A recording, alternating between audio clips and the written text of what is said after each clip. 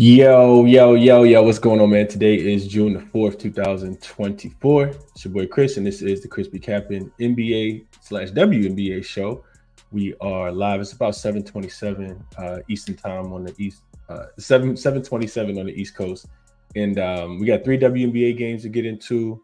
I really want to touch on the NBA maybe tomorrow. I do want to, it is a prop that I want to talk about, but I'm prepared to talk about it. I just I didn't make graphics for NBA. So we want to talk about NBA today. We'll jump straight into the W.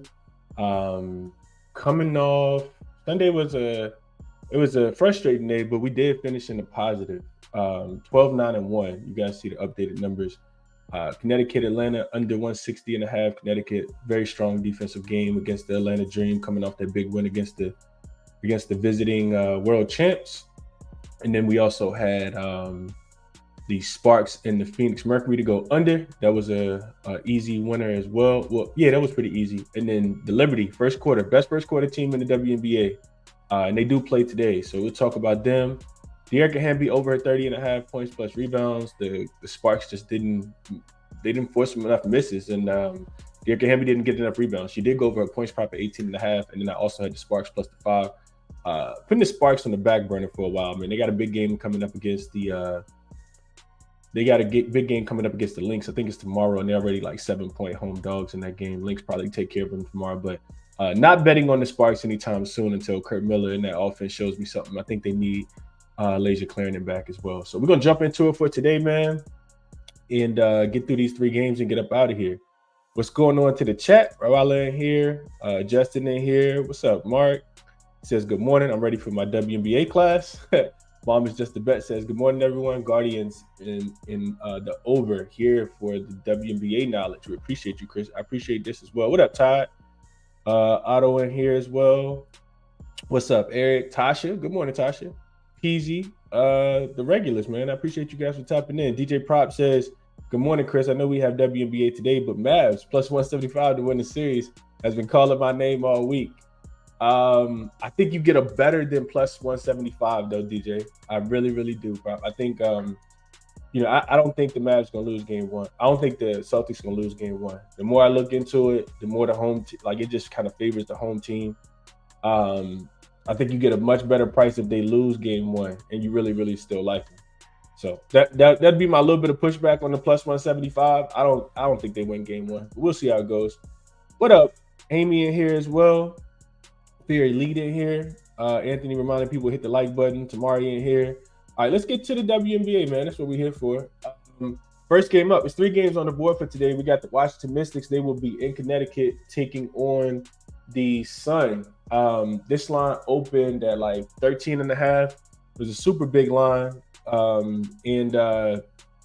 It came down. It came all the way down to 11.5.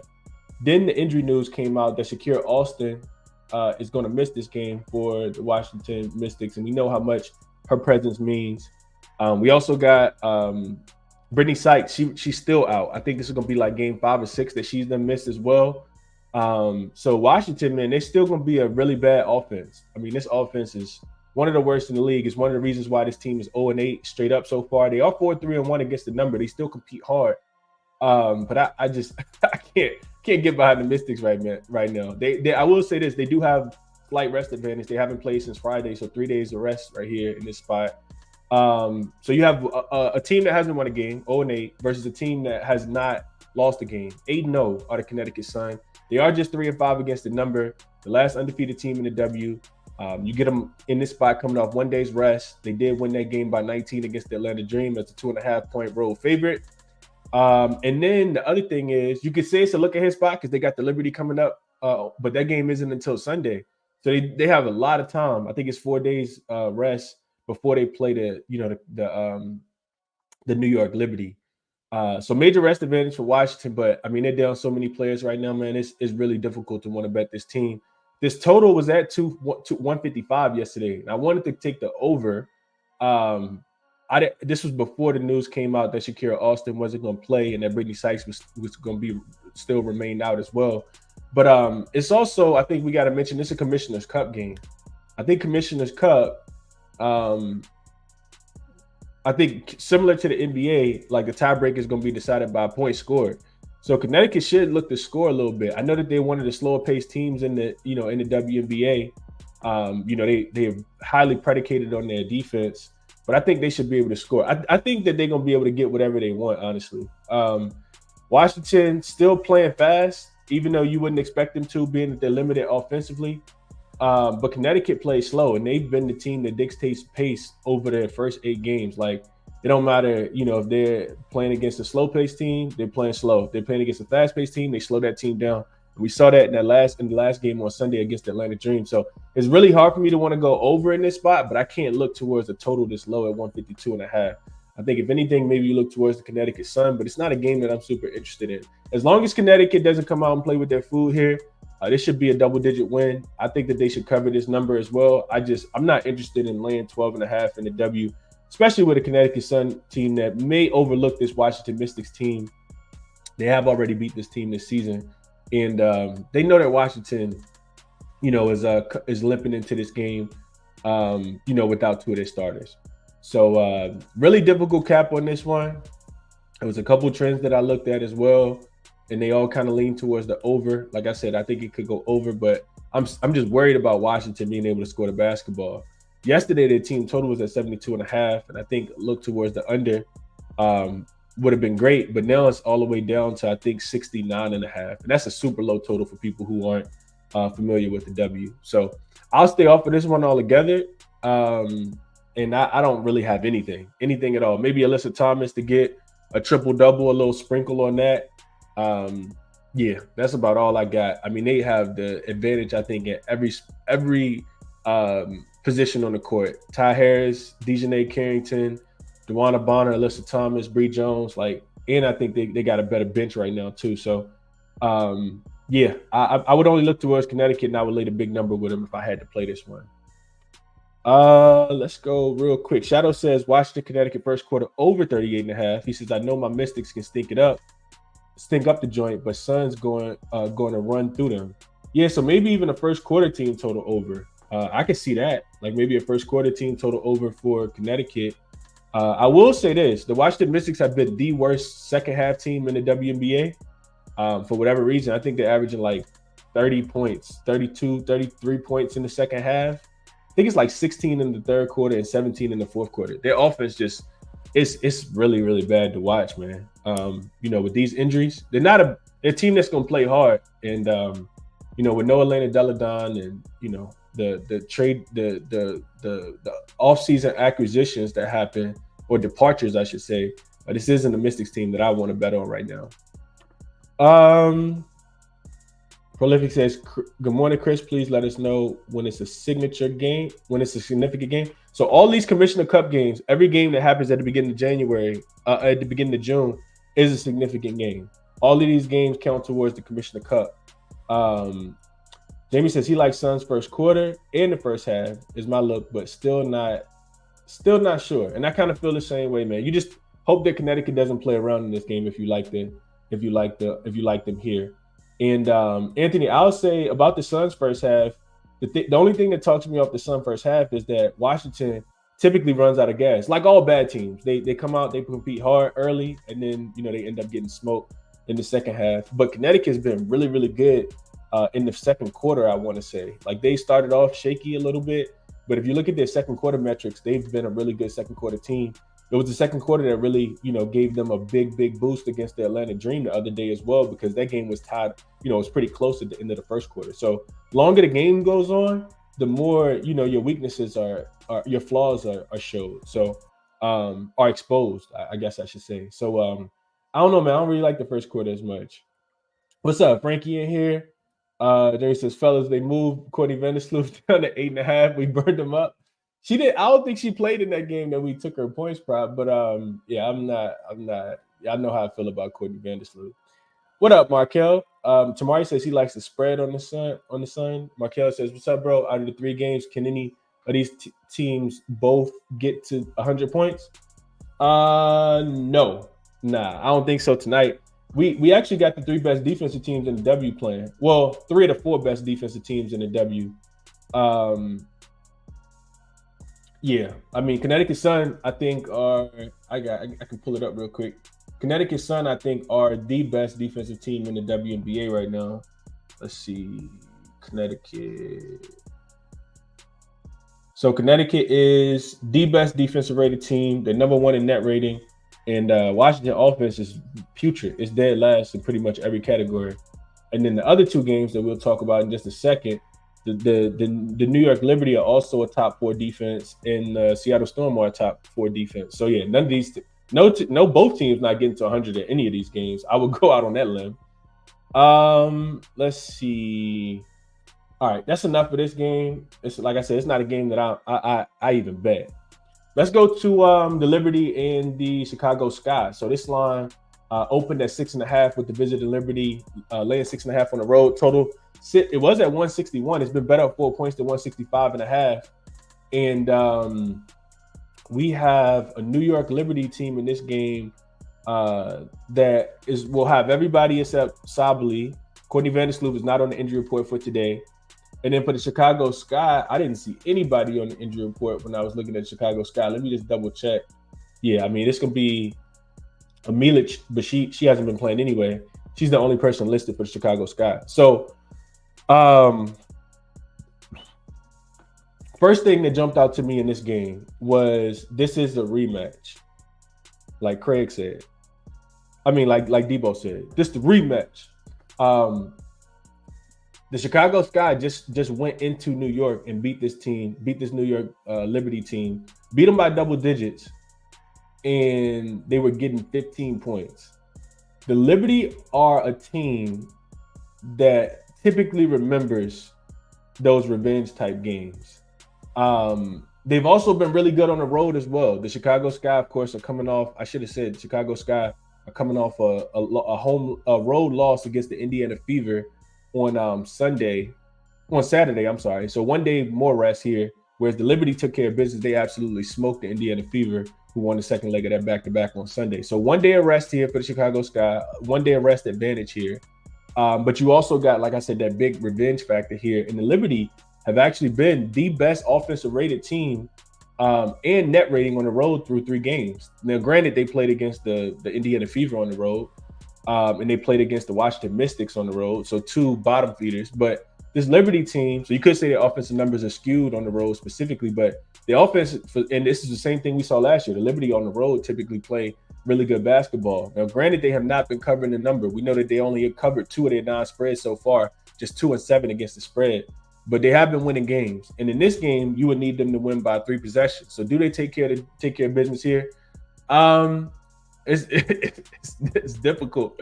It's difficult, man. I know I don't want to lay the 7 with the Liberty here. I do think that they can come out, assert themselves early, but having to win against a very extremely hard coached team that is coming off a pretty bad loss. Remember the Chicago Sky, we were on them in Saturday's game against the Indiana Fever, with them on the money line. And they laid an egg. They shot less than 15% from the 3-point line. And the Liberty 3-point defense has not been that great recently. So that scares me a little bit. And then, I'll move on to this. If I do kind of want to play the Liberty. And if I want to play the Liberty, I want to play the Liberty early. We know that they, for whatever reason, they're lax when they come out of the halftime, the tunnel out of halftime. But they've been a really good first half team. I think first half is the better number here. You can get the first half at -4, so for them just to be winning by 2 possessions, or you can look towards their team total to go over in the first half. I think either one of those looks are pretty good looks. As far as the total coming up in this game, I don't know if I necessarily agree with that. I think both of these teams are really good defensive teams. And granted, the total opens super low, but at 165.5, I think I would look more towards the under now with it moving 4 points. A couple of trends I looked at, road favorites like the New York Liberty coming off a 25-point win or more, laying 5.5 points or more in their next game. They are 24-15 against the spread in their next game. That's about 62%. And last season, the Liberty were excellent in revenge games. I bring that up because they do have, a similar roster outside of Johannes on the bench to add some depth this year. They finished the season 5-0 straight up, 3-2 against the number. they were a +10 in point differential in the regular season when they were avenging losses when they weren't playing against the Aces, which we know the Aces is the standard in the WNBA. So I like the Liberty early in this game. First quarter, first half -4 would be my top look in this game if I had to play this one. Let's see what you guys are saying here. Sly says Chicago, New York. First quarter under 41.5, even though they're high flying, I think is what he's saying.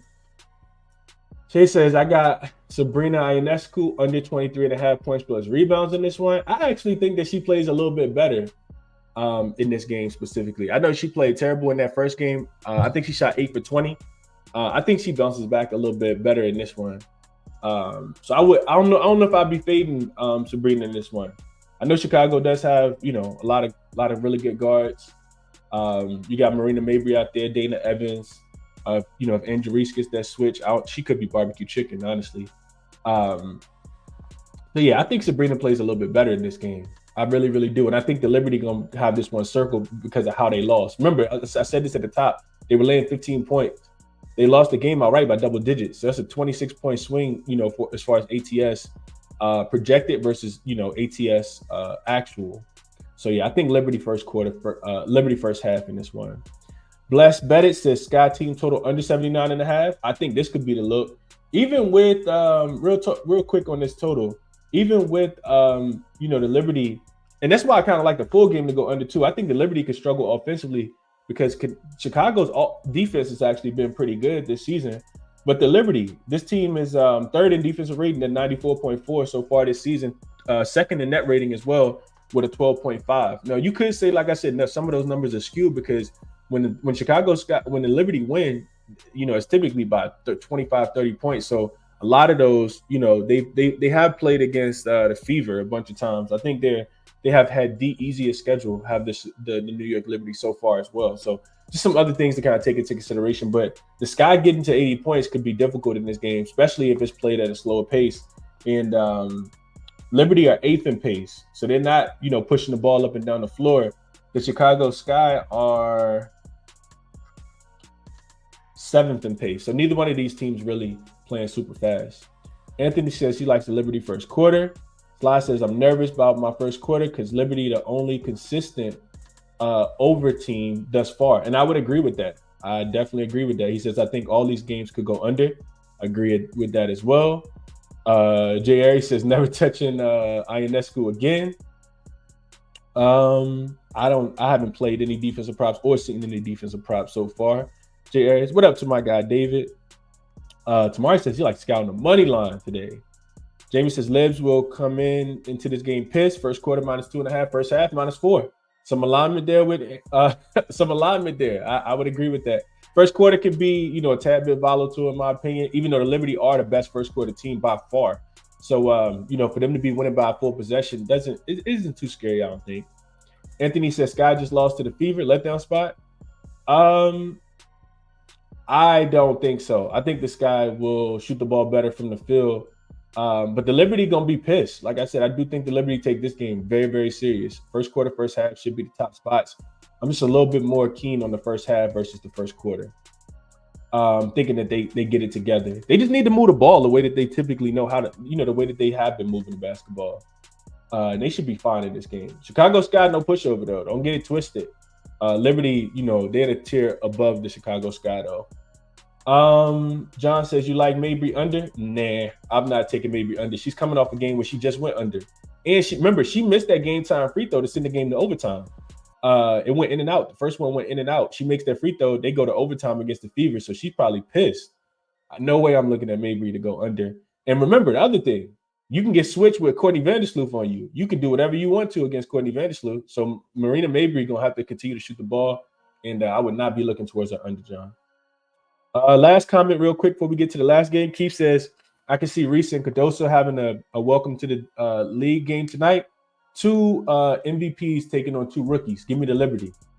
Yeah, you got Jonquel and you got Breanna Stewart against Cardoso and against Angel Reese. I could absolutely see this. This is going to be vets versus rookies for sure.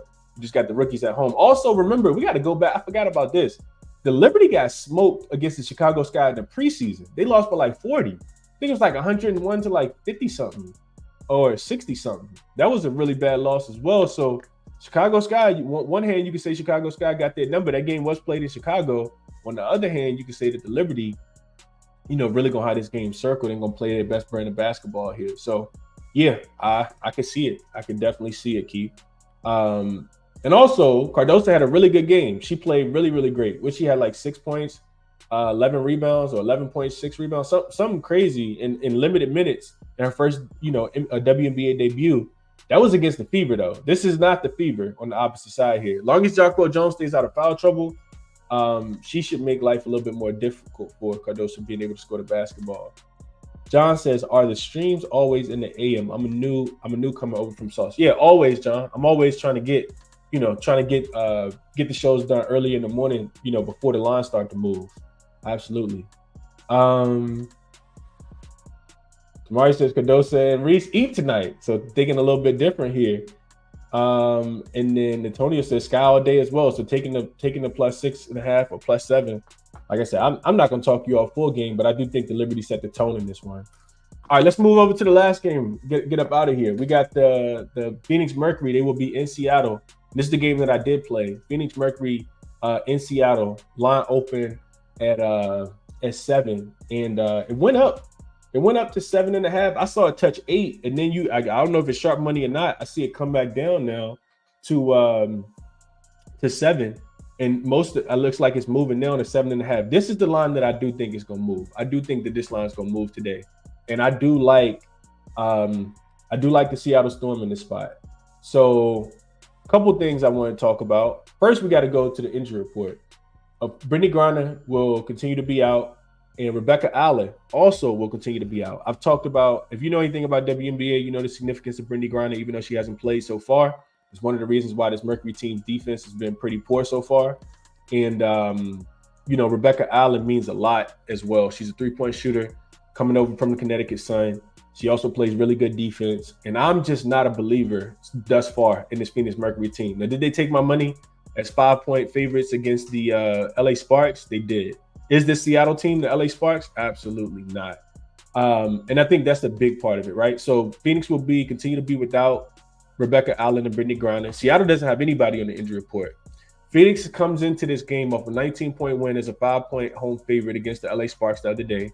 This will be their 5th game in 8 nights, all in different gyms. They only went home for 1 game, and now they're back on the road to take on the Seattle Storm.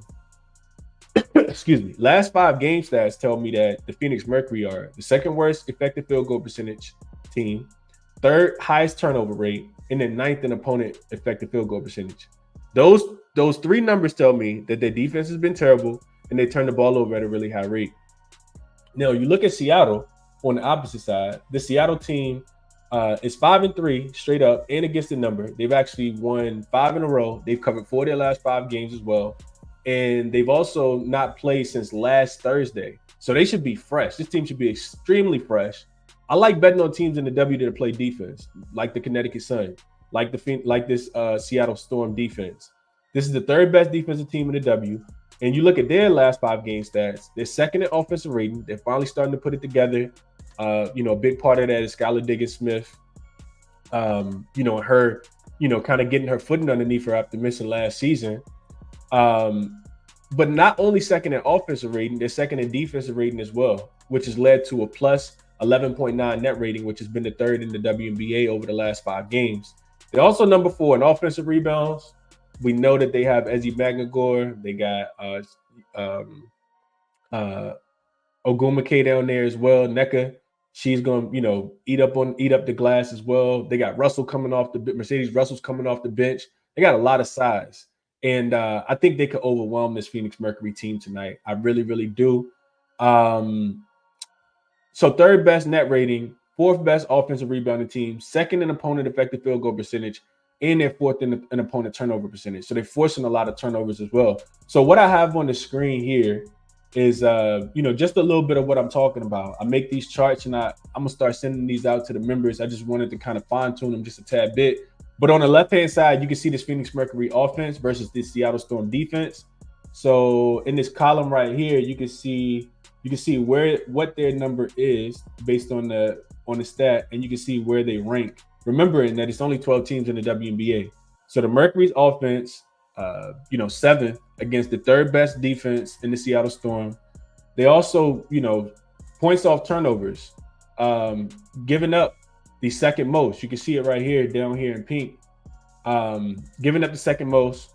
The Mercury don't get any type of basket, really, that's not a 3-pointer. You can see the fast break points, they're 2nd worst. Points in the paint, they are dead last.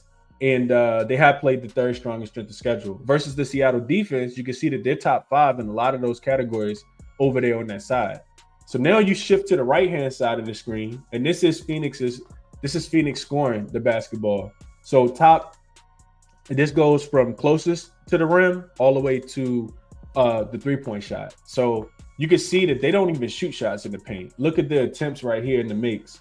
Phoenix Mercury dead 2nd last, and 2nd last in makes and attempts so far, and 3rd worst at field goal percentage in the restricted area. This is shots right at the basket. What they like to do, you can see it all the way at the bottom. They shoot a bunch of above the break threes. This is like the Boston Celtics without the defense of the WNBA, man. They are taking the most above the break threes, making the most above the break threes, and shooting it at the 5th highest rate at about 35% from the 3-point line. This is above the break 3. And you can see the right corner 3 and the left corner 3. That's all they're shooting. All of those numbers are in green because that's where they like to shoot the basketball from. On the right-hand side, you can see Seattle's defense. They're not super great, but I know that they, Coach Quinn's going to have this team, in my opinion, have Seattle ready to defend the 3-point line, understanding that's the only place that the Mercury like to score the basketball from. Now flip it. Now we see Seattle's offense versus the Phoenix defense, and I'm not going to go through all of this. Y'all can screenshot it, come back to it, reference it, join the channel as a member so you can get access to these type of things as well. But you can see Seattle's offense versus the Mercury defense. The Mercury's defense, like I said, 11th in defensive rating, 9th in opponent effective field goal percentage, turning the ball over at the 2nd highest rate. These are all things that I don't want to bet on. And look where Seattle's scoring the basketball from in the paint.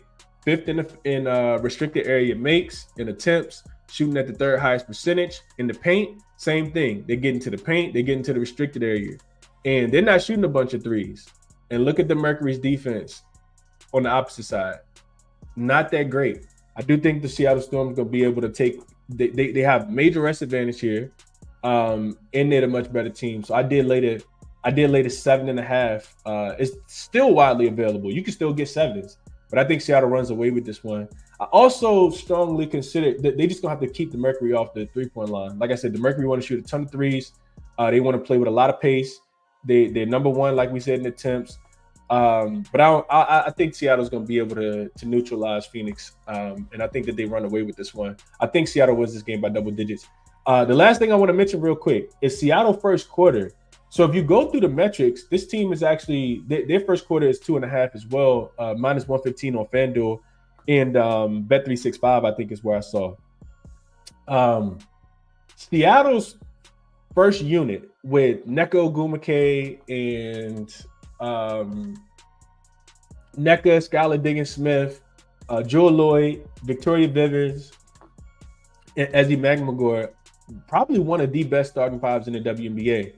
And for that reason, Seattle has been a top 3, top 4 offensive team in the first quarter and defensive team in the first quarter. They have really, really dominated the first quarter. So I'm considering the first quarter because I know that the Phoenix Mercury starting lineup, unless Diana Taurasi gets hot or Kalia Kappa gets hot, like they're not going to be able to keep up. And I think Seattle can win the first quarter with their defense. So first quarter minus 2.5 is also something that I'm strongly considering. I just haven't pulled the trigger on that one quite yet. I also think looking towards the Mercury, last thing I'll say about this game, looking towards the Mercury team total to go under. I think it's 79. I mean, 79 and no, it's not 79. It might be 79.5. Let me just double check it real quick. I should have probably wrote this down. Let's see. You can get an 80.5. I like that to go under. I don't think the Mercury scoring 81 points tonight. 4 of Seattle's last 6 opponents have actually gone under their team total. And 80.5 definitely on the short list here. thinking that Seattle, like I said, their defensive numbers, as long as if they keep the Mercury off the 3-point line, I don't think Mercury gonna score 75 points, let alone 81. So I like that look a lot as well.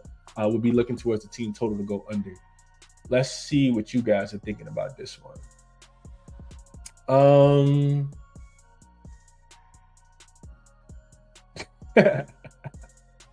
Laughing at some of these comments, man. Let's see. Jamie says, grab Storm first quarter team total over 22.5. In 3 home games, the Storm have scored 25, 25, and 28. We all know the Mercury can't stop a nosebleed. Like it a lot. Also liking this Mercury team total under 80.5. So the under 80.5 is available only on ESPN Bet. It's a tad bit juice. ESPN Bet 365 both got a 80.5 at -125 right now. I'm probably gonna add that as well, Jimmy. I like that look a lot. Landon says he likes Storm first half and full game spread. Like the under, even though it's moved up. But my favorite play is Seattle money line with Smith. Alyssa Smith? No, what's Smith? What Smith plays tonight? Same game parlay. Skylar Diggins Smith. I'm tripping. 15 plus points. He said he got it at a -120 if you put those things together. Me says Skylar revenge game. Ooh, I forgot about that. Mercury did her dirty. Wouldn't let her in the training facility. I remember that from last year. Tamari likes Seattle -7. Bet leveling ambassador. What's going on, bro? Hope all is well with you. He says Storms Eagles. Yeah, I mean, just the way that they shoot the 3-point ball. That's all. Mark reminded people to hit the like button on the way out. Tonya says have to take the underdog. I'm not messing with the underdog here. Tamari says Ezzy double. She could definitely get a double. I think she was close to double in that last game. She should absolutely eat today. Probably just looking at her rebounds to go over, especially if you expect Seattle to continue to play the great defense. Mercury like to fly up and down the floor. Makes a lot of sense to me. Jamie says Storm first half minus the 4.5 and -6.5 on MGM, but it has to be but it has a bit of juice. Yeah, I could definitely see that as well. I think what's crazy about this game, Seattle actually opened on Sunday night when I was looking into these lines. Seattle first half opened at 2.5, and it's all the way up to 4.5 now. That really crushed my soul. But like I said, Seattle has not played the second quarter as well as they played the first quarter. So first quarter would be my favorite look in this game. But I think there's a lot of ways you can get paid for sure. Jeff says Skylar hates the Mercury as well. Justin says appreciate the show. Taking a phone call. Still on the Sky breakdown. Appreciate that as well. Markel says thanks, bro. Now I got to cap some baseball. I appreciate you stopping through this morning, Markel. Ron says Jewel Lloyd points plus assists is a decent look. I don't even know what that number is, but yeah, she should eat today. She could go off today for sure. So I couldn't talk you off of that look at all. Let's get into a quick recap before we get up out of here. Like I said, I really like New York today. Revenge game for them. You got the Skylar Diggins Smith game, revenge game for herself as well. So that's Seattle first quarter and Seattle first half. You can still get 7s out there. Are my favorite plays on the board for today. Also looking at Mercury team total under 80.5, which is not on here. I think that's also worth a look as well. So these are the top 3 plays for me. I already played Seattle. I sent out Seattle -7.5. But if you can get a 7, definitely take the 7.5. I think it's a double-digit win for the Storm today against this Mercury team. Yeah, these are the ways that I'm looking at the game. Everything that I like is listed here outside of the Mercury team total under 80.5. So best of luck, man. I appreciate everybody for tapping in today. Resources that I use are here. Busy day. I got a couple more shows to get ready for. So I'm going to jump up off here. But yeah, definitely check out all the resources if you guys are interested in learning how to cap the games. If you're still listening and still watching the show and you found it helpful, do me a favor, hit that like button. Subscribe to the channel if you guys have not already. And if you share the show, that'd be greatly appreciated as well. Super thankful for the community. It's continuing to grow every day. Link for all my plays, as always. The link is in the description. So check that out if you guys are interested in getting those charts. I will be sending those out to the members today. Whatever you do, bet it responsibly. Best of luck on all your action today, man. And I will catch you guys in the next one, man. I'm out. Enjoy your Tuesday.